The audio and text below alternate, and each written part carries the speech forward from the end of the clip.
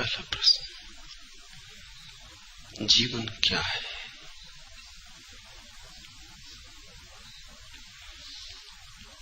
ऐसे प्रश्न सरल लगते हैं, सभी के मन में उठते हैं, पर ऐसे प्रश्नों का कोई उत्तर नहीं। ऐसे प्रश्न वस्तुतः प्रश्न ही नहीं है, इसलिए उनका उत्तर नहीं। जीवन क्या है, इसका उत्तर तभी हो सकता है जब जीवन के अतिरिक्त कुछ और भी हो। जीवन ही है,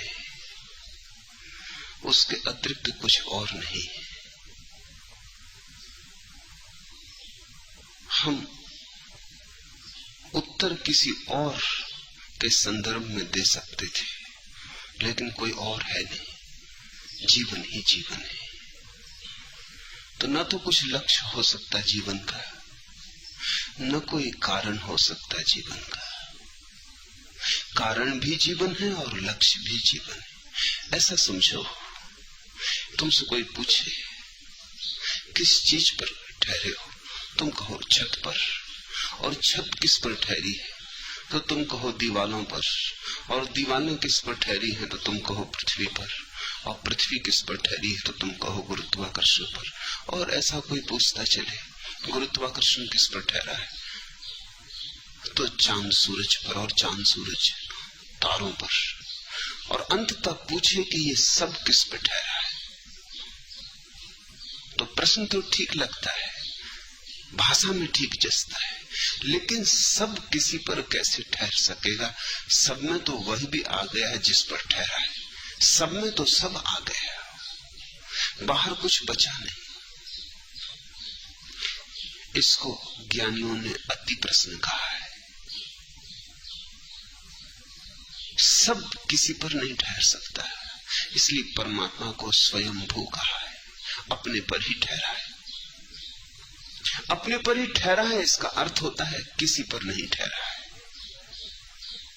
जीवन क्या है तुम पूछते, जीवन जीवन है, क्योंकि जीवन ही सब कुछ है। मेरे लिए जीवन परमात्मा का पर्यायवाची है। लेकिन प्रश्न पूछा है, जिज्ञासा उठी है, तो थोड़ी खोजबीन करें। अगर उत्तर देना ही हो, अगर उत्तर के बिना बेचैनी मालूम पड़ती हो, तो फिर जीवन को दो हिस्सों में तोड़ना पड़ेगा। जिनने उत्तर दिए उन्होंने जीवन को दो हिस्सों में तोड़ लिया है। एक को कहा यह जीवन और एक को कहा वह जीवन। यह जीवन माया, वह जीवन सत्य। इस जीवन का अर्थ फिर खोजा जा सकता है। इस जीवन का अर्थ है उस जीवन को खोजना, इस जीवन का प्रयोजन है उस जीवन को पाना। यह अवसर है, मगर तब जीवन को बांटना पड़ा। बांटो तो उत्तर मिल जाएगा, मगर उत्तर थोड़ी दूर तक ही काम आएगा। फिर अगर कोई पूछे कि वह जीवन क्यों है, सत्य का, मोक्ष का, ब्रह्म का, फिर बात वहीं अटक जाएगी। वह जीवन बस है, लेकिन ये विभाजन काम का है, कृत्रिम है, फिर भी काम का है। अपने भीतर भी तुम इन दो धाराओं को थोड़ा पृथक पृथक करके देख सकते हो, थोड़ी दूर तक सहारा मिलेगा। एक तो वह है जो तुम्हें दिखाई पड़ता है, और एक वह है जो देखता है, दृश्य और दृष्टा, ज्ञाता और ज्ञेय, जानने वाला और जाना जाने वाला। उसमें ही जीवन को खोजना जो जानने वाला है। अधिक लोग उसमें खोजते हैं जो दृश्य है, धन में खोजते, पद में खोजते, पद और धन दृश्य है। बाहर खोजते, बाहर जो भी है सब दृश्य है। उसमें खोजना जो दृष्टा है, साक्षी है। तो तुम्हें परम जीवन की स्फुरना मिलेगी। उसी स्फुरना में उत्तर है। मैं उत्तर नहीं दे सकूंगा, कोई उत्तर कभी नहीं दिया है। उत्तर है नहीं, मजबूरी है। देना चाहा है बहुतों ने, कभी किसी ने कोई उत्तर नहीं दिया है। और जिन्होंने उत्तर सच में देने की चेष्टा की है, उन्होंने सिर्फ इशारे बताए कि तुम अपना उत्तर कैसे खोज लो। उत्तर नहीं दिया, संकेत किए ऐसे चलो तो उत्तर मिल जाएगा। और उत्तर बाहर नहीं, उत्तर तुम्हारे भीतर है। उत्तर है इस रूपांतरण में कि मेरी आंखें बाहर न देखें, भीतर देखें। मेरी आंखें दृश्य को न देखें, दृष्टा को देखें। मैं अपने अंतर्तम में खड़ा हो जाऊं, जहां कोई तरंग नहीं उठती। वही उत्तर है, क्योंकि वही जीवन अपनी पूरी विभा में प्रकट होता है। वही जीवन के सारे फूल खिलते हैं। वही जीवन का नाद है, ओंकार है। इस छोटी सी कविता को समझो। आगे ऊंघते ऊंघते बस यूं ही किसी एक ने पूछा। आगे भी पुल था, वही पुल था, वही पुल। नीलमी रात दहकती थी जहां नीचे, बहुत नीचे जमी पर। इस कदर नीचे कि झुककर अगर आवाज भी दो, चूर हो जाए वह आवाज भी गिर के जमी पर। नीलमी रात दहकती थी वहां नीचे, बहुत नीचे जमी पर। और दोपहर का पारा था, बरसता था फलक से। मैं कई सदियां चलता रहा पुल पे, मगर दूसरा कोई सिरा पुल का नजर आया न मुझको। आखिर सा बैठ गया थक के, बस एक सांस की खातिर। पल को सुस्ता के उठा, बस की सोचा था उठूं। पांव को पुल से हटाया तो हटा पाया न पांव। हाथ से पांव छुड़ाया तो मेरा हाथ न छूटा। वह तिलिस्मी था कोई पुल कि मेरा जिस्म चिपकने सा लगा था। और उसी पुल के कई दांत से अब उगने लगे थे। एक ने लंबी जम्हाई ली और कहा झूठ। दूसरी अच्छी सी कोई हो कहानी तो सुनाओ। मैंने कुछ सोच के फिर एक कहानी थी शुरू की। और शहजादा कई कांच के दरवाजों से गुजरा। पहले दरवाजे से दो पांव नजर आए परी के, नीलमी हौज में डूबे हुए दो गोरे कमल से। दूजे दरवाजे से एक हाथ नजर आया परी का, संगे मरमर पे महकता हुआ एक फूल पड़ा था। तीजे दरवाजे से भी पीठ ही नजर आई परी की। चौथे दरवाजे से भी चेहरा नजर आया न उसका। और शहजादा कई कांच के दरवाजों से गुजरा, कोई दरवाजा मगर हौज की जानिब न खुला। बापरे! फिर ऊँघने वालों ने अब जाग के पूछा। सिर्फ इतना ही नजर आया कि वह सोन परी कितनी सदियों से उसी हौज पर यूं बैठी हुई है। और शहजादा कई सदियों से उस शीश महल में हौज तक जाने का दरवाजा है जो ढूंढ रहा है। एक दरवाजा उसी हौज पे खुलता था। मिला? बीच में चौंक के यूं पूछा किसी ने। हाँ मिला। और शहजादा परी तक पहुंचा। अब के आवाज में उम्मीद थी, ताकीद भी थी। हाँ वह पहुंचा तो मगर, हाँ मगर सब अंग थे उस हूर के, बस चेहरा नहीं था। धक तिल मिलाकर कहा एक ने, सब झूठ। जिंदगी सच है कि झूठी लगती अगर अफसाना न होती। जिंदगी सच है कि झूठी लगती अगर अफसाना न होती। वो जो दृश्य का जगत है, एक कहानी जो तुमने रची और जो तुमने तुमसे ही कही, एक नाटक है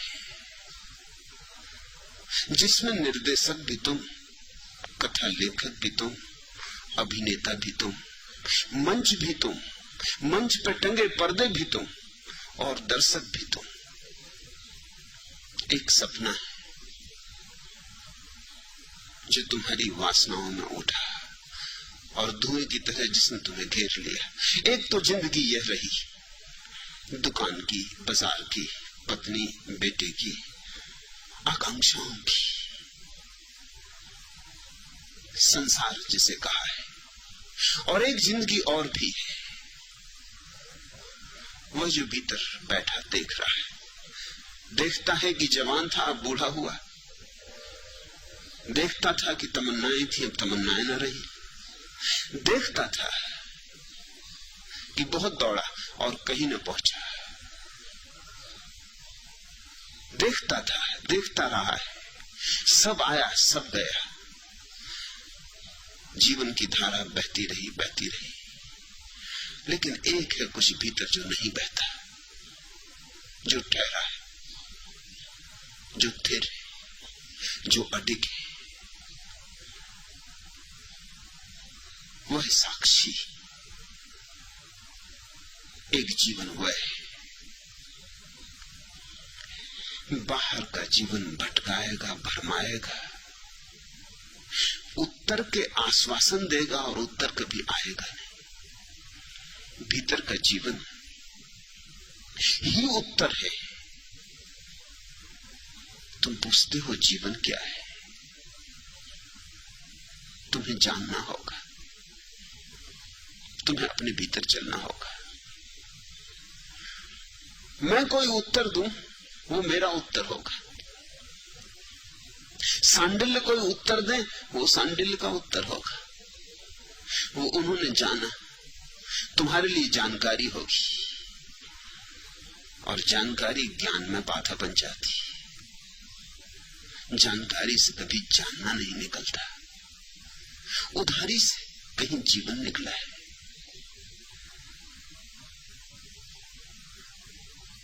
बजाय तुम बाहर उत्तर खोजो, तुम अपने को भीतर समेटो। शास्त्र कहते जैसे कछुआ अपने को समेट लेता भीतर, ऐसे तुम अपने को भीतर समेटो। तुम्हारी आंख भीतर खुले और तुम्हारे कान भीतर सुने और तुम्हारे नासापुट भीतर सूंघे और तुम्हारी जीभ भीतर स्वाद ले और तुम्हारे हाथ भीतर टटोले और तुम्हारी पांचों इंद्रियां अंतर्मुखी हो जाएं। जब तुम्हारी पांचों इंद्रियां भीतर की तरफ चलती है, केंद्र की तरफ चलती है, तो एक दिन वह अहोभाग्य का क्षण निश्चित आता है जब तुम रोशन हो जाते हो, जब तुम्हारे भीतर रोशनी ही रोशनी होगी।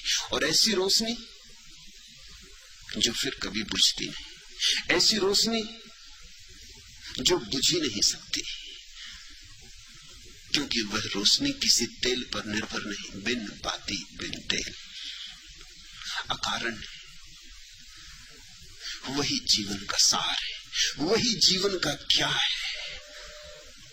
उत्तरों में नहीं मिलेगा समाधान, समाधि में समाधान है। दूसरा प्रश्न, सांडिल्य ऋषि के संबंध में कुछ कहें जिनके भीतर से ऐसे अपूर्व सूत्रों का जन्म हुआ, उनके संबंध में कुछ जानने का मन स्वाभाविक है। सांडिल्य ऋषि के संबंध में कुछ भी ज्ञात नहीं। किस ऋषि के संबंध में कुछ भी ज्ञात है, कोई लकीर नहीं छोड़ी, पद चिन्ह नहीं छोड़े। अच्छा ही किया है, नहीं तो तुम्हारी आंखें व्यर्थ में उलझ जाने की। सांडिल्य ऋषि कहां पैदा हुए, इससे क्या सार होगा। पूर्व में पैदा हुए कि पश्चिम में, उत्तर में पैदा हुए कि दक्षिण में, क्या फर्क पड़ेगा। इस गांव में पैदा हुए कि उस गांव में, क्या फर्क पड़ेगा। सांडिल्य ऋषि के पिता कौन थे, उनका नाम क्या था, क्या फर्क पड़ेगा। आबा साडा कोई भी पिता रहे हो। कितने दिन जिए, 60 की 70 की 80 की 100 की 150 साल, क्या भेद पड़ता है। इतने लोग जी रहे, 70 साल जियो तो पानी में चला जाता है, 700 साल जियो तो पानी में चला जाता है।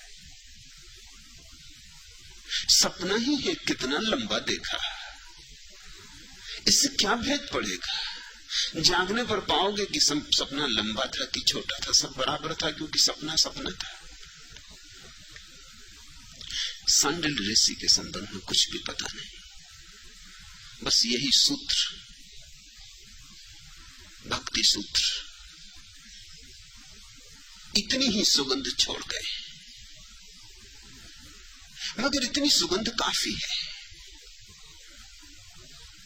क्योंकि इन सूत्रों के अनुसार अगर तुम अपनी आंखें खोलोगे तो तुम्हारे भीतर का ऋषि जो सोया है जाग जाएगा। वही असली बात है। सांडिल्य के संबंध में जानने से क्या होगा? सांडिल्य को ही जान लो, और वह जानने का मार्ग तुम्हारे भीतर है। इसलिए पूरब के किसी मनीषी के संबंध में कुछ भी पता नहीं। पश्चिम के लोग बहुत हैरान होते, और उनका कहना ठीक ही है कि पूरब के लोगों को इतिहास लिखना नहीं आता। उनकी बात सच है, लेकिन पूरब की मनीषा को भी समझना चाहिए। पूरब के लोग इतना लिखने के आदी रहे। सबसे पहले भाषाएं पूरब में जन्मी, सबसे पहले किताबें पूरब में जन्मी, सबसे पहले पूरब में लिखावट पैदा हुई, सबसे पुरानी किताबें पूरब के पास। तो जिन्होंने वेद लिखे, उपनिषद लिखे, गीता लिखी, वे चाहते तो इतिहास न लिख सकते थे, चाहकर नहीं लिखा।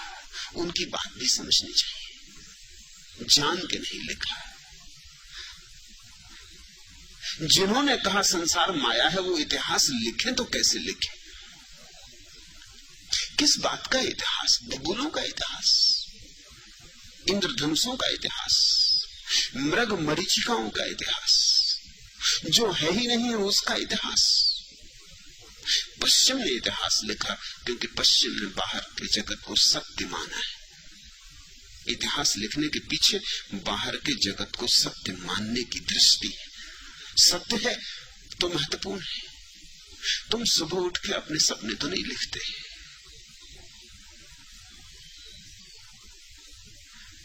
मिनट 2 मिनट भी याद नहीं रखते, जाग गए, बात खत्म हो गई। सपना भी कोई लिखने की बात है। तुम डायरी में अपने सपने नहीं लिखते, हालांकि पश्चिम में लोग सपने भी डायरी में लिखते।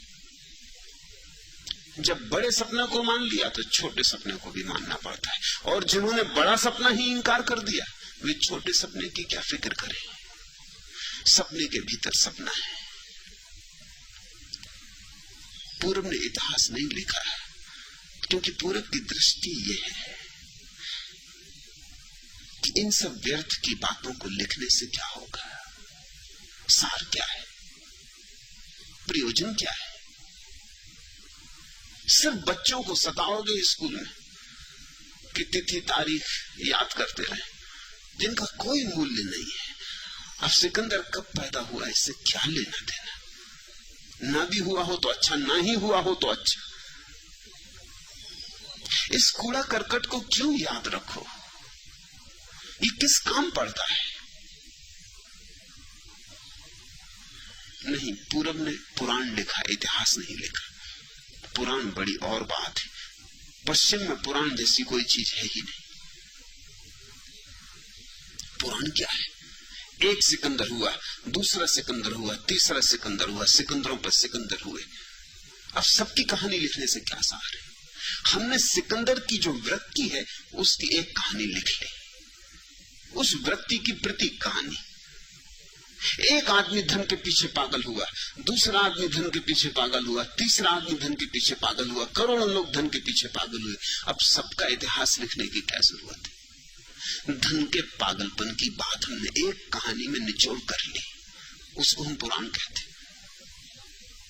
पुराण का मतलब है ऐसा कभी हुआ नहीं है, लेकिन ऐसा ही हो रहा है चारों तरफ। उसमें से सार निचोड़ लिया है, संक्षिप्त निकाल लिया है, सूत्र बना लिया है। उस सूत्र को हमने लिखा है। अगर कोई खोजने जाए तो शायद वैसा ठीक ठीक कभी ना हुआ हो। जिसे समझो बुद्ध की प्रतिमा है, ये पुराण है, इतिहास नहीं। क्यों पुराण है?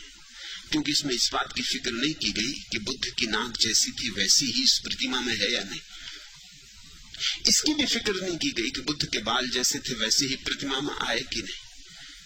इस बात की फिक्र नहीं की गई कि बुद्ध का सीना जैसा था वैसा ही आया या नहीं। ये कोई फोटोग्राफ नहीं, ये इतिहास नहीं, फिर ये क्या है? ये समस्त बुद्धों की प्रतिमा है। जो भी जागा वो किस तरह बैठता है उसका सार सूत्र इसमें। जो भी जागा किस तरह चलता है उसका सार सूत्र इसमें। जो भी जागा उसकी आंखें कैसी होती, जो भी जागा उसकी दृष्टि कैसी निर्मल होती, उसके बैठने में भी कैसी मग्नता और शांति होती, उसकी मौजूदगी में कैसा प्रसाद बरसता है। ये सारे बुद्धों की प्रतिमा है। तुमने देखा जैन मंदिर में जाकर 24 तीर्थंकरों की प्रतिमाएं, तुम भेद ना कर सकोगे कि कौन किसकी, सब एक जैसी। भेद करने के लिए हर प्रतिमा के नीचे चिन्ह बनाना पड़ा, किसी का प्रतीक सिंह और किसी का कुछ, किसी का कुछ। वो प्रतीक बनाना पड़ा सिर्फ भेद करने के लिए, ताकि पता चले कि कौन किसकी। नहीं तो मूर्तियां सब एक जैसी। क्या तुम सोचते 24 तीर्थंकर एक जैसे थे? उन सब की ऊंचाई एक जैसी थी, नाक एक जैसी थी, बाल एक जैसे थे, कान एक जैसे थे। इस भूल में मत पड़ना। यहां दुनिया में दो आदमी एक जैसे होते कब है? कभी नहीं होते। तुम्हारे अंगूठे का चिन्ह बस तुम्हारा ही है, दुनिया में किसी दूसरे के अंगूठे का चिन्ह वैसा नहीं होता। न पहले कभी हुआ न आगे कभी होगा। हर आदमी यहां अनूठा है। तो 24 तीर्थंकर एक जैसे तुम पाओगे कहां? सबके कान इतने लंबे कि कंधा छू रहे। इतने इतने लंबे कान वाले 24 आदमी एक साथ पाओगे कहां? और फिर मूढ़ है जो इन मूर्तियों को इतिहास समझ लेते, वो कहते हैं जब तक कान इतना लंबा ना हो तब तक कोई आदमी तीर्थंकर है ही नहीं। अब कान महत्वपूर्ण हो गया और प्रतीक किसी और ही बात का है।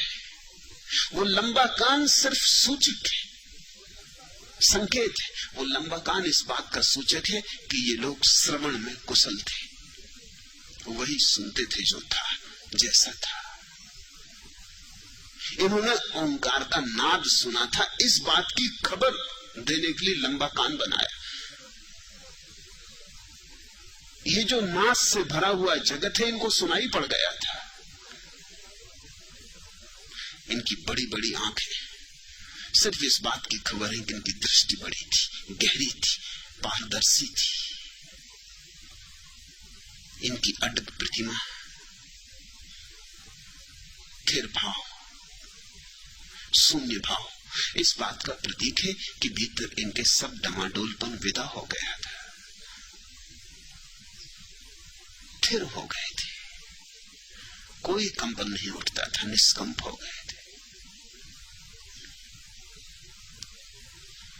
एक बुद्ध की प्रतिमा में सारे बुद्धों की प्रतिमाएं, और एक बुद्ध की कहानी में सारे बुद्धों की कहानी, और एक बुद्ध के वचनों में सारे बुद्धों के वचन।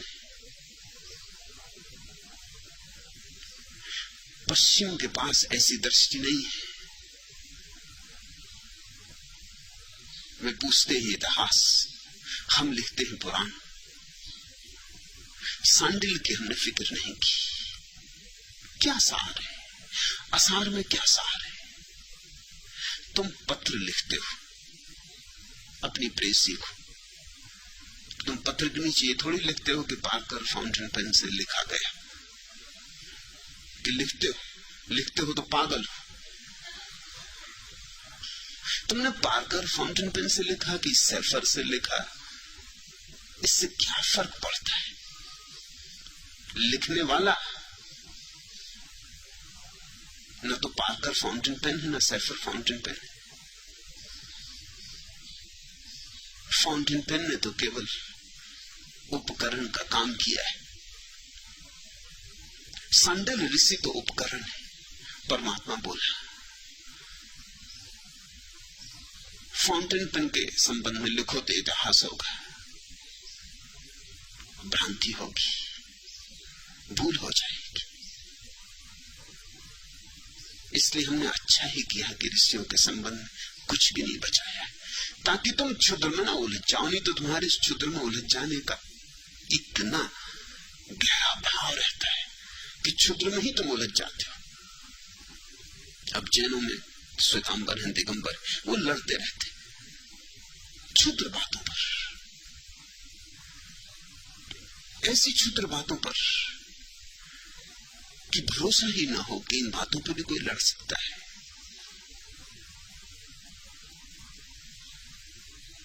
कि महावीर की प्रतिमा आंख बंद किए हो कि खुली हुई हो। अब ये बात सच है कि प्रतिमा दोनों काम नहीं कर सकती। प्रतिमा है, अब आंख खोलना और बंद करना तो नहीं कर सकती। महावीर दोनों काम करते रहे होंगे, आंख खोलना और आंख बंद करना दोनों करते रहेंगे। आंख जिंदा आदमी थे तो आंख कभी खोलते भी होंगे, कभी बंद भी करते होंगे। ऐसा थोड़ी कि आंख बंद किए सो बंद किए, या खोल ली तो खोले ही रहे। कोई पागल तो नहीं थे। प्रतिमा में मुश्किल है क्योंकि प्रतिमा पत्थर है। अब प्रतिमा पलक नहीं झप सकती, तो प्रतिमा में या तो आंख खुली होगी या बंद होगी। मगर झंझट खड़ी हो जाती इसी बात पे कि प्रतिमा आंख खुली बनाए कि बंद बनाए। लोग हैं जो कहते हैं हम तो खुली आंख की ही पूजा करेंगे, और लोग हैं जो कहते हैं हम तो बंद आंख की ही पूजा करेंगे। इस पे सिर फूट जाते, अदालतों में मुकदमे चलते, मंदिर तोड़ दिए जाते। और ऐसा किसी एक धर्म में होता, ऐसा नहीं, सभी धर्मों में होता। क्षुद्र में उलझ जाते हैं हम। क्षुद्र के लिए बड़े उत्सुक हैं। हमें क्षुद्र चाहिए ही, ताकि हम जल्दी से मुट्ठी बांध लें। विराट तो हमारी पकड़ में नहीं आता, और विराट हमें डराता भी।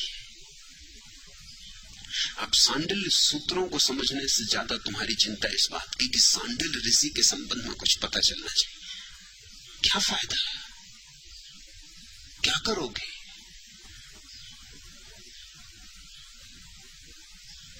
उससे कहीं भी तो कोई लाभ नहीं होगा तुम्हारी समाधि में, तुम्हारी भक्ति में। व्यर्थ को क्यों पूछना चाहते हो?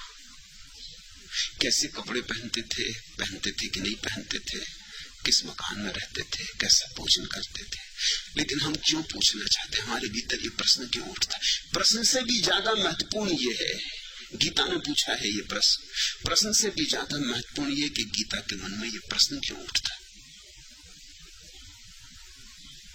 सूत्र काफी नहीं, सूत्र पर्याप्त नहीं है। सूत्रों में ही ऋषि को खोजो, सूत्रों से बाहर नहीं। सूत्रों में ही पकड़ो ऋषि को,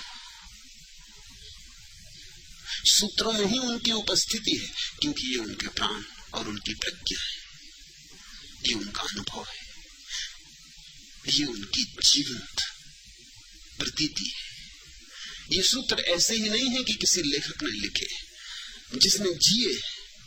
यही तो भेद है ऋषि और कवि का। कवि हम उसको कहते हैं जिसने जिया नहीं और गाया, ऋषि हम उसको कहते हैं जिसने जिया और गाया। जो जिया वही गाया, जैसा जिया वैसा ही गाया। जाना तो कहा, उसको ऋषि कहते, बिना जाने कहा उसको कवि कहते। इसलिए कवि की कविता पढ़ो तो बहुत सुंदर मालूम होगी, और अगर कभी भूल चूक कवि से मिलना हो जाए तो बड़ा चित्त में विषाद होगा। भरोसा ही ना आएगा कि यही सच है। इतनी ऊंची कविता इन पे प्रकट कैसे हुई? इतनी ऊंची कविता आकाश की बात है कविता में। और ये हो सकता है मिल जाए तुम्हें कहीं चौरस्ते पे बैठे बीड़ी पीते, मक्खियां बिनबिना रही, कई दिन से नहाए ना हो, तुम्हें भरोसा ही ना आए कि कविता इन पर उतरती क्यों? कविता को उतरने के लिए और कोई नहीं मिलता, इनको चुना है। इस गरीब आदमी को क्यों परेशान कर रही कविता? तुम्हें भरोसा ना आए, तुम शायद सोचो कि कहीं से नकल कर ली होगी, किसी की उधार चुरा ली होगी। इनकी शकल सूरत ऐसी नहीं मालूम पड़ती कि कविता ने इन्हें भरा होगा, मगर अक्सर ऐसा होगा। कवि और कविता में कोई तालमेल नहीं होता। किसी क्षण में कवि पकड़ लेता जैसे बिजली कौंध गई। ऋषि ऐसा है जैसे दिन का सूरज निकला, बिजली कौंध गई ऐसा नहीं, किसी क्षण में नहीं, उसका अनुभव है, उसकी प्रतीति है, उसका साक्षात्कार है। सांडिल्य ऋषि है और उन्हें अगर तुम्हें पकड़ना हो तो उनके सूत्रों में ही डुबकी लगा लेना। वो जैसा कहते हैं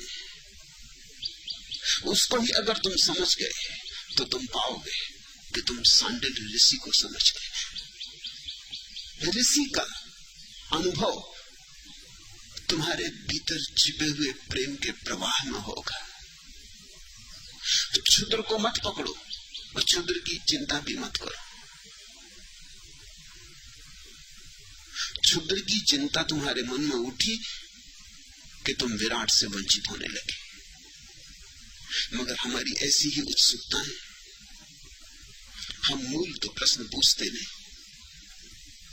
हम गौण प्रश्न पूछते और कभी कभी गौण के विवाद में उलझ जाते। सारी दुनिया में तथाकथित धार्मिक लोग गौण के विवाद में उलझ गए। मुसलमान सोचता है कि काबा की तरफ हाथ जोड़ के प्रार्थना करूं तो ही पहुंचेगी। कोई सोचता है काशी में स्नान करूं तो ही पहुंचूंगा। गौण में उलझ गए। प्रार्थना महत्वपूर्ण है, किस तरफ हाथ किए क्या फर्क पड़ता है, परमात्मा सब ओर है। काबा ही काबा है, सब पत्थर काबा के पत्थर है और सब जल गंगा है। मन चंगा तो कटौती में गंगा, वो नल की टोटी से जो आती वही भी गंगा। मन चंगा हो, रोग से भरे हुए मन को लेके चले जाओगे, गंगा में भी स्नान कराओगे तो क्या होगा। लेकिन हम क्षुद्र को पकड़ लेते, प्रार्थना तो भूल जाती है, प्रार्थना की औपचारिकता याद रह जाती। मंदिर तो हो आते लेकिन मंदिर का भाव भीतर है ही नहीं, और भाव हो तो मंदिर जाओ क्यों, जरूरत क्या है। जहां बैठे वहां मंदिर है, जहां बैठ के उसकी स्तुति उठी वहां मंदिर है, जहां बैठ के आंखें बंद कर ली उसके भाव में रस विभोर हुए वहां मंदिर है। यहां रोज ऐसा होता, मैं जीसस पे बोलता हूं तो कोई ईसाई मुझसे आके कहता है कि जो बातें आपने कही ये गजब की।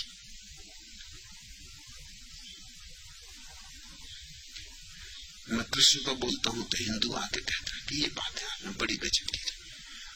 और उन दोनों मूढ़ों को इस बात का ख्याल ही नहीं कि जीसस हूं कि कृष्ण, मैं वही बोलता हूं जो मुझे बोलना।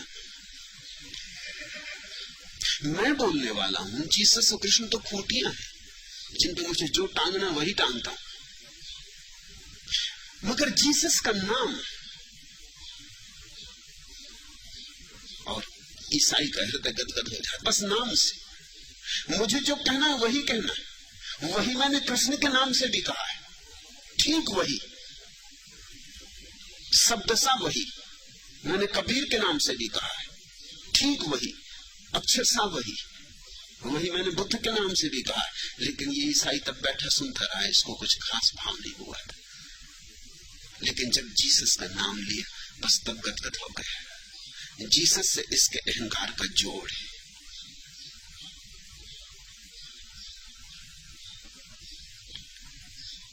किसी का जोड़ कबीर से है और किसी का जोड़ महावीर से, मगर तुम सब गौण से उलझ गए हो। नहीं तो तुम पाओगे जो महावीर ने कहा वही बुद्ध ने कहा है, वही कृष्ण ने कहा, वही मोहम्मद ने कहा है। अगर तुम मूल को देखोगे तो तुम ये व्यर्थ की बातें भूल जाओगे। तुम न हिंदू रह जाओगे, न मुसलमान, न ईसाई, तुम सिर्फ आदमी हो जाओगे। और वही बात मूल्य की, आदमी पाना बड़े कठिन है। हिंदू मिल जाते, ईसाई मिल जाते, बौद्ध मिल जाते, जैन मिल जाते, आदमी नहीं मिलता। यूनान में एक बहुत बड़ा फकीर हुआ डायोजनीस, वो भरी दोपहरी में लालटेन लेके घूमता था, जलती लालटेन, एथेंस की सड़कों पर लोग उससे पूछते तुम पागल तो नहीं हो गए, तुम क्या खोज रहे हो लालटेन लेके? वो लोगों के चेहरे में लालटेन से देखता, वो कहता मैं आदमी खोज रहा हूं।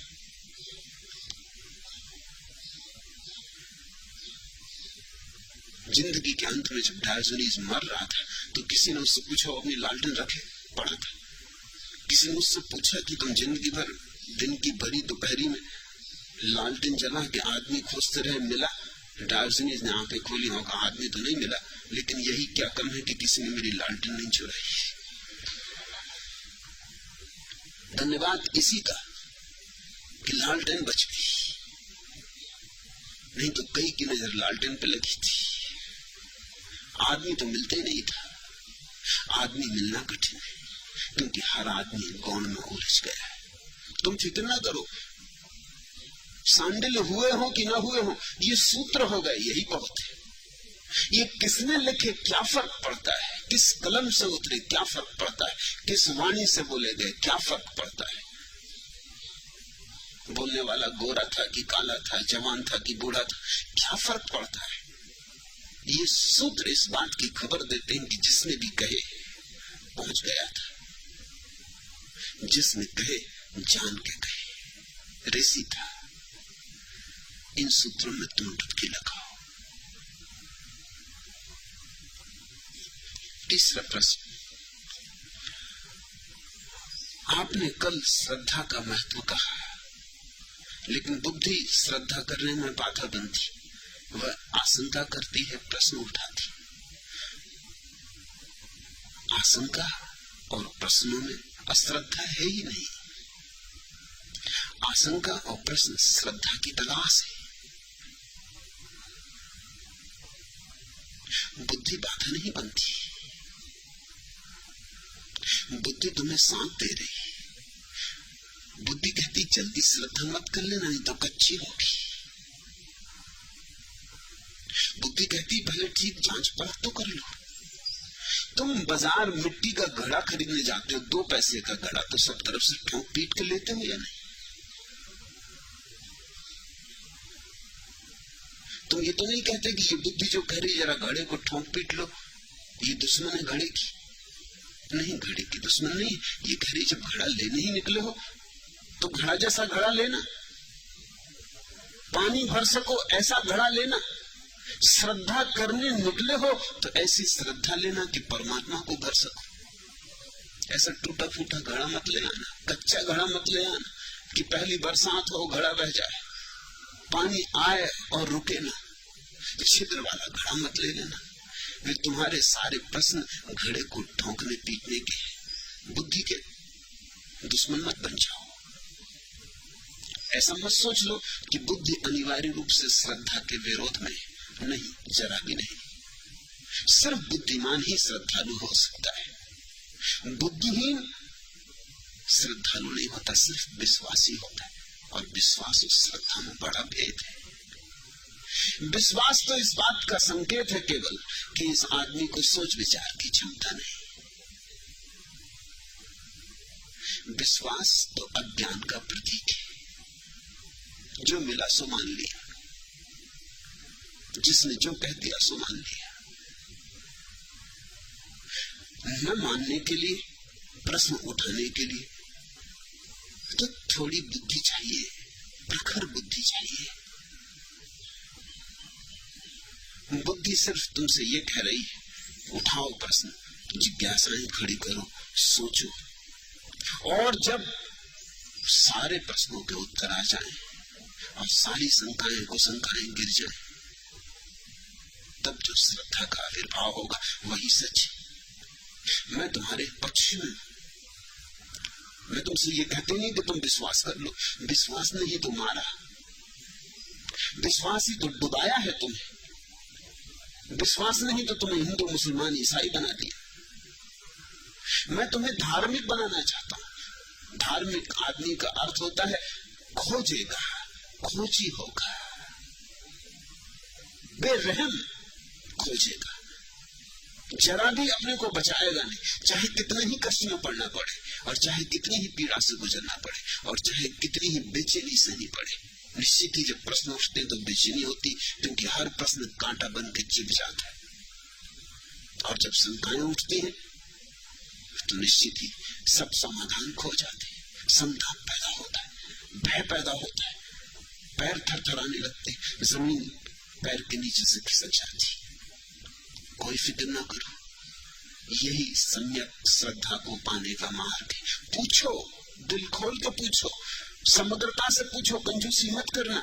अगर जरा भी एक आध प्रश्न तुमने बचा लिया, पूछा नहीं, तो वही प्रश्न तुम्हें डुबाया था, वही तुम्हारी नाव में छेद रह जाएगा। और एक दफा सागर में उतर गए नाव लेके, छेद वाली नाव, फिर बहुत पछताओगे। किनारे पर ही सारी तलाश कर लो, सब छेद खोद डालो, सारे छेद भर डालो, और जब तुम पाओ कि सब तरफ से बुद्धि निश्चिंत हो गई, बुद्धि कहती है कि हाँ अब ठीक, बुद्धि बताती है झंडा की चल पड़ो। जब बुद्धि आज्ञा दे दे तभी श्रद्धा में जाना। बुद्धि के मार्ग से जो श्रद्धा की वही परिपक्व है, उसी से बुद्धों का जन्म होता है। जो श्रद्धा बुद्धि के विपरीत आती है वो सब तुम्हें बुद्धू बनाती है, बुद्ध कभी भी नहीं बनाएगी। तो जल्दी क्या है, इतनी घबराहट क्या है?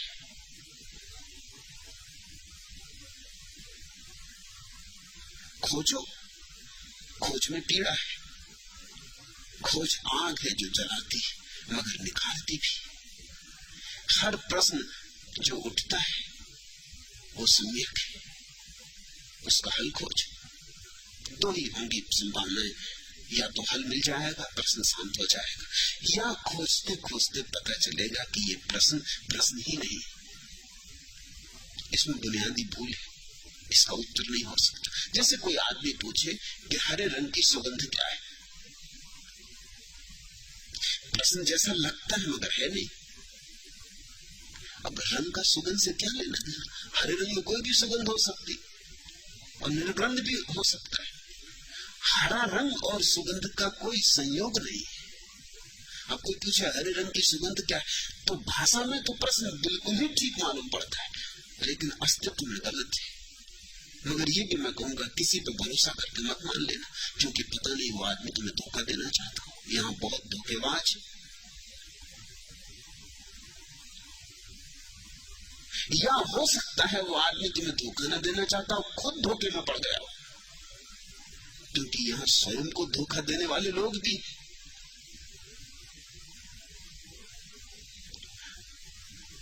खोजो, जिन प्रश्नों के उत्तर मिल जाएंगे वो प्रश्न गिर गए, उतने तुम निर्भर हुए। और जिन प्रश्नों के उत्तर अंत तक न मिलेंगे, उनमें भी खोजते खोजते तुम्हें ये अनुभव समझ में आ जाएगा कि ये प्रश्न ही नहीं। जो प्रश्न है उसका उत्तर निश्चित मिलेगा, और जो प्रश्न नहीं है उसके संबंध में दृष्टि झांकेगी कि ये प्रश्न ही नहीं है, ये व्यर्थ का प्रश्न है, इसका उत्तर हो ही नहीं सकता, मैं ना खोजा। दोनों हालतों में प्रश्न से तुम निर्भर होते जाओगे। एक ऐसी घड़ी आती चेतना की जब कोई प्रश्न नहीं रह जाता, उस निष्प्रश्न दशा में श्रद्धा का जन्म। तुम पूछते आपने कल श्रद्धा का महत्व कहा, लेकिन बुद्धि श्रद्धा करने में बाधा बनती नहीं, बुद्धि कभी बाधा नहीं बनती। तुम जल्दी श्रद्धा करना चाहते, तुम कच्ची श्रद्धा करना चाहते, इसलिए तुम बुद्धि का विरोध कर रहे हो। तुम गलत हो, बुद्धि गलत नहीं। तुम उधार श्रद्धा करना चाहते हो, तुम कीमत नहीं चुकाना चाहते श्रद्धा की, तुम कष्ट नहीं झेलना चाहते श्रद्धा को पाने में, और हर चीज के लिए कीमत चुकानी पड़ती। और श्रद्धा तो इतनी बड़ी संपदा है, उसके लिए कीमत न चुकाओगे तो कैसे मिलेगी? तुम चाहते हो कोई कह दे और हम मान ले, कोई कह दे और हम मान ले, हमें कुछ खोजबीन न करनी पड़े, हमें ये लंबे रास्ते तय न करने पड़े, हमें ये पहाड़ी चढ़ाइयां पूरी न करनी पड़े, हमें ये सागर न लांघने पड़े, हम यहीं के यहीं बैठे रहें, कोई कह दे हम मान ले।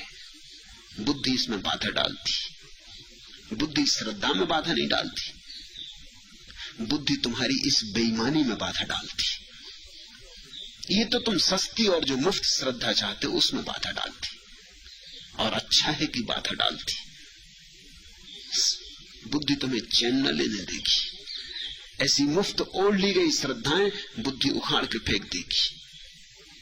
बुद्धि परमात्मा की सेवा में संलग्न है, तुम्हारी सेवा में संलग्न नहीं तो तुम तो किसी भी घोड़े पर बैठ जाना चाहते हो, आंख बंद करके सोचना चाहते हो यही महल है, आ गया महल। क्योंकि चलने से बचना है। अगर कहो कि महल नहीं आया तो चलना पड़ता है, अगर कहो कि ये सत्य नहीं है तो फिर सत्य खोजना पड़ता है। तुम तो किसी भी चीज को पकड़ लेना चाहते हो। तुम तो ऐसे हो जैसे डूबते को तिनके का सहारा, तिनका ही पकड़ लेता है। कागज की नाव में ही बैठ जाते हो, नाम मिल गया बस पर्याप्त है। बुद्धि कहती जरा संभालो, जरा होश संभालो, ये कागज की नाव है, डुबकी खा जाओगे।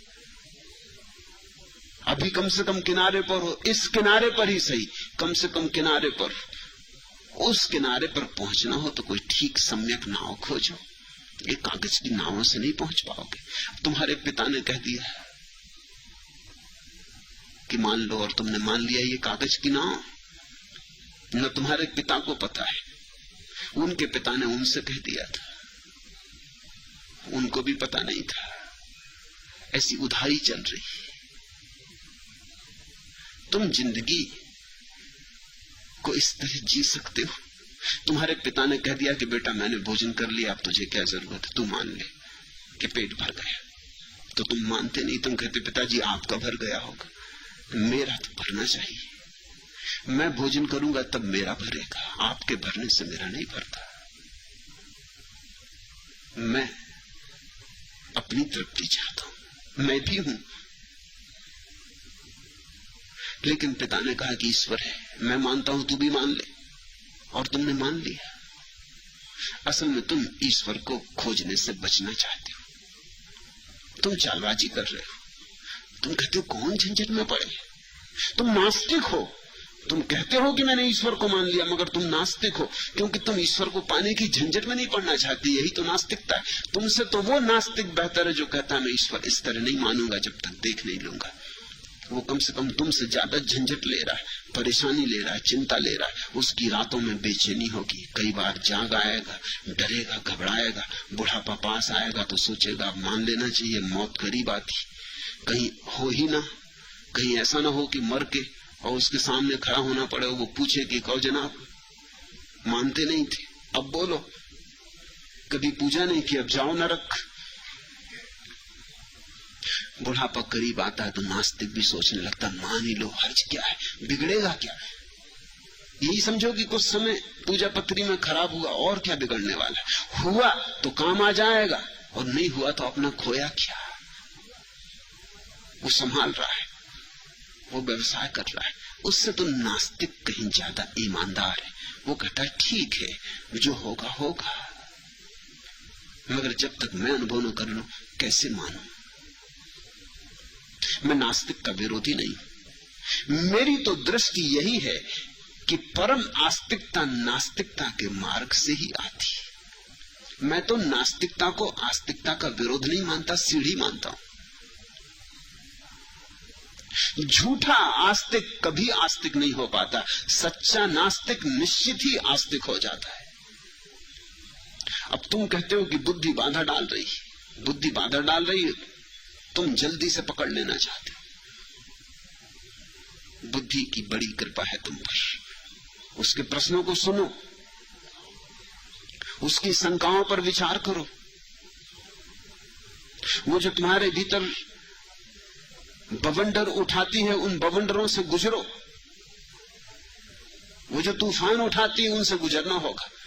वे तुम्हारी परीक्षाएं, उनसे कसौटी है, उनसे गुजर के ही तुम निखरोगे। उनसे गुजर के ही तुम किसी दिन सम्यक श्रद्धा को उपलब्ध होगे। विश्वास तो झूठे, विश्वास पर विश्वास मत कर लेना।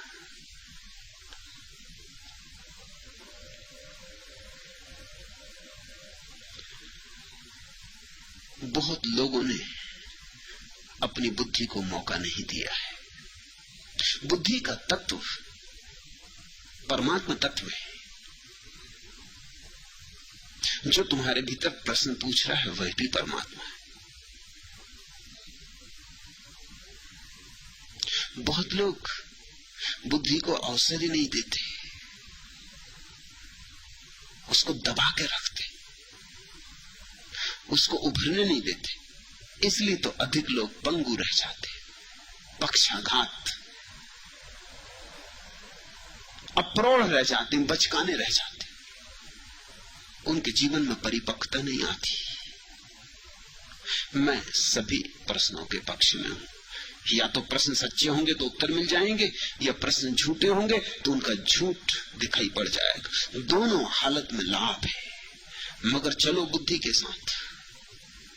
श्रद्धा बुद्धि का अंतिम शिखर है, बुद्धि ही लाती, बुद्धिमान ही श्रद्धा तक पहुंचते।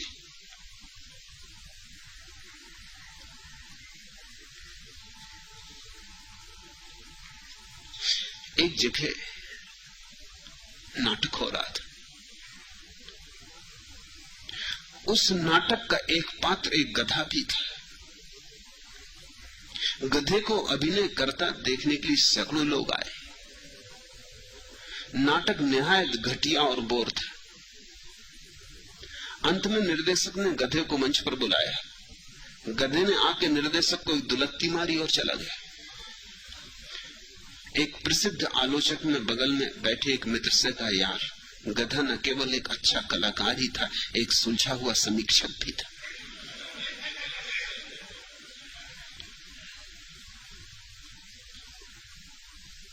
बुद्धि की आलोचना को समझो, बुद्धि की समीक्षा को समझो। बुद्धि बहुत बार दुलत्तियां मारती है और उनसे चोट भी होती और पीड़ा भी होती, मगर बिना पीड़ा के कौन पका है, बिना चोट के कौन निखरा है। आग से गुजरे बिना सोना कुंदन नहीं बनता है, तुम भी नहीं बनोगे। सस्ती श्रद्धा नहीं, कठिनाइयों से गुजर के पाई गई श्रद्धा ही शरण है।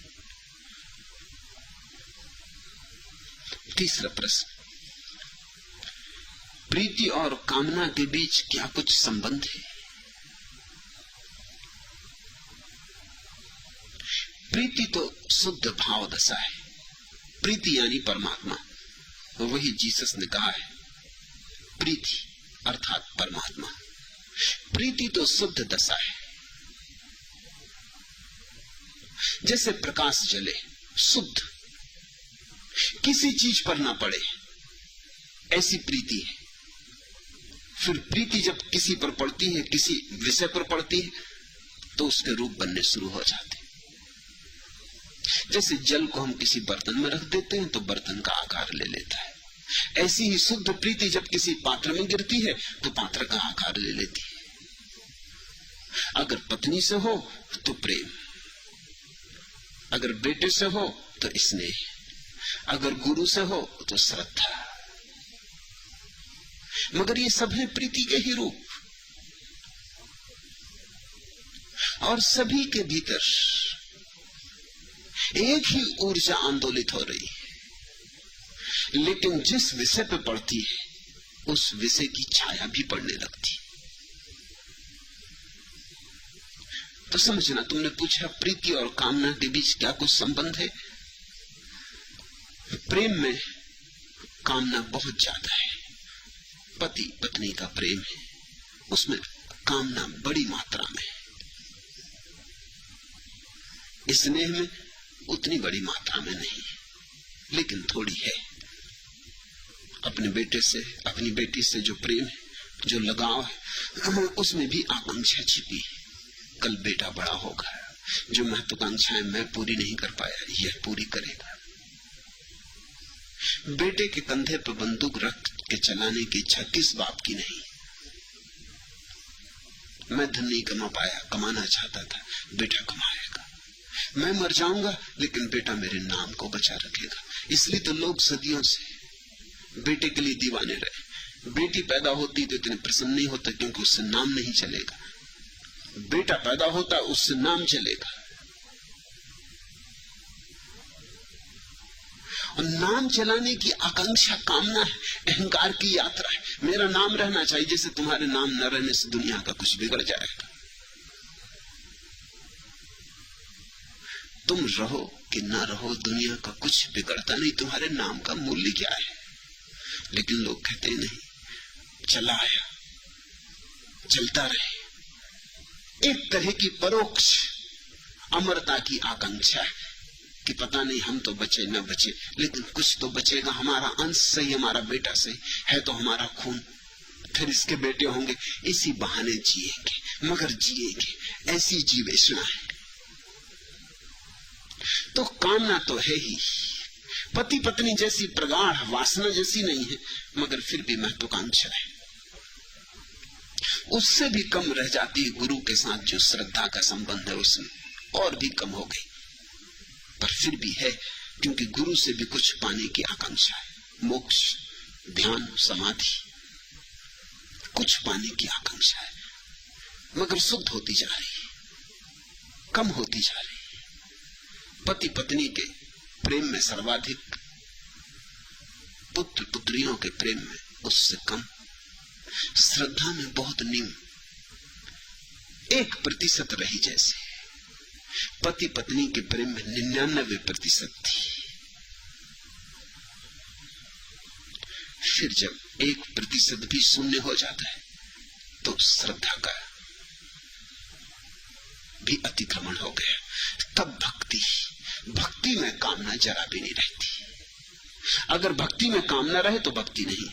अगर तुमने परमात्मा से कुछ मांगा तो चूक गए, कुछ भी मांगा तो चूक गए। तुमने कहा कि मेरी पत्नी बीमार है, ठीक हो जाए, कि मेरे बेटे को नौकरी नहीं लगती, नौकरी लग जाए, कि तुम चूक गए। ये प्रार्थना न रही, ये वासना हो गई। प्रार्थना तो तभी है जब कोई भी मांग ना हो, कोई अपेक्षा ना हो। प्रार्थना शुद्ध धन्यवाद है, मांग का सवाल ही नहीं। जो दिया वो इतना ज्यादा है कि हम अनुग्रहित हैं। जो दिया वो मेरी पात्रता से ज्यादा है। ऐसी कृतज्ञता का नाम भक्ति। भक्ति 100% प्रीति है। जरा भी धुआं नहीं रहा। आग तुम जलाते हो, लकड़ी तुम जलाते हो, तो तुमने देखा अलग अलग लकड़ियों से अलग अलग धुआं उठता है, मगर तुमने कारण देखा? कारण होता है जो लकड़ी जितनी गीली होती उतना धुआं उठता है। अगर लकड़ी बिल्कुल गीली ना हो, आर्द्रता हो ही ना लकड़ी में, धुआं बिल्कुल नहीं उठेगा। धुआं लकड़ी से नहीं उठता, लकड़ी में छिपे पानी से उठता है। तो गीली लकड़ी जलाओ तो बहुत धुआं उठता है। पति पत्नी के बीच गीली लकड़ी जलती, पिता बेटे के बीच लकड़ी थोड़ी सूखी है, मगर अभी भी धुआं उठता है। गुरु शिष्य के बीच करीब करीब लकड़ी सूखी है। जिनके पास देखने को आंख है उनको ही धुआं दिखाई पड़ेगा, नहीं तो दिखाई भी नहीं पड़ेगा। अगर आंख थोड़ी कमजोर हो, चश्मा लगा है, तो दिखाई नहीं पड़ेगा। 1% बचा है, 99% सूखापन है। और जब परमात्मा और तुम्हारे बीच प्रीति चलती है तो धुआं उठता ही नहीं, निर्धूम अग्नि होती।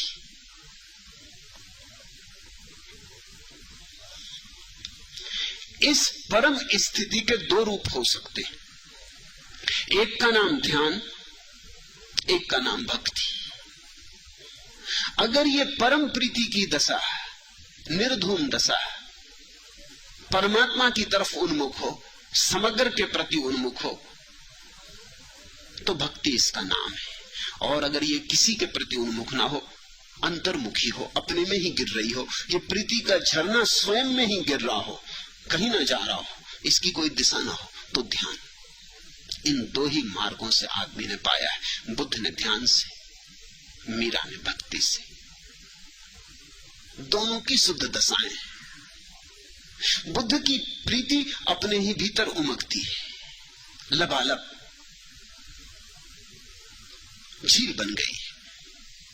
मीरा की भक्ति नाचती है, सागर की तरफ चलती, सरिता बन गई है।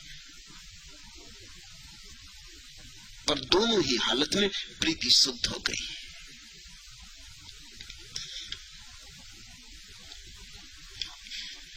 क्या तुम पूर्व हो, मुझे सूरज दोगे? क्या तुम अपूर्व हो, मुझे शरण में लोगे? क्या तुम उत्तर हो, मुझे तुम में से समाधान मिलेगा? क्या दक्षिण पवन हो तुम में से मुझे मलय कान मिलेगा। भक्त परमात्मा को सब तरफ देखता है, पूरब पश्चिम उत्तर दक्षिण ऊपर नीचे सब दिशाओं में सब आयामों में। भक्त भगवान से घिरा होता। भक्त स्वयं तो मिट गया होता है, भगवान ही बचता है। ये प्रीति की एक दशा। ध्यानी के लिए भगवान होता ही नहीं। प्रीति की समग्रता इतनी गहरी हो गई होती है कि कोई पर नहीं बचता। परमात्मा कैसे बचेगा? कोई पर नहीं बचता, स्व ही होता है। उस स्व की परम स्थिति में भी मुक्ति है। दोनों हालत में एक घटना घट जाती है। भक्त शून्य हो जाता है अपने तरफ और परमात्मा पूर्ण हो जाता है, और ध्यानी अपने में पूर्ण हो जाता है, परमात्मा शून्य हो जाता है। पूर्ण और शून्य का मिलन हो जाता है दो ढंग से, और जहां पूर्ण और शून्य का मिलन है वही मुक्ति है, वही मोक्ष है। सब तुम पर निर्भर है कि तुम्हारा प्रेम कहां उलझा है, किससे लगा है। मैंने सुना एक सज्जन ने एक बार कव्वाली आयोजित करवाई। जो कव्वाल था एक सूफी मस्त फकीर था। स्त्रियों के बैठने के लिए पर्दे के पीछे अलग प्रबंध था। उक्त महाशय की पत्नी और अन्य महिलाएं पर्दे के पीछे बैठी कव्वाली सुन रही थी।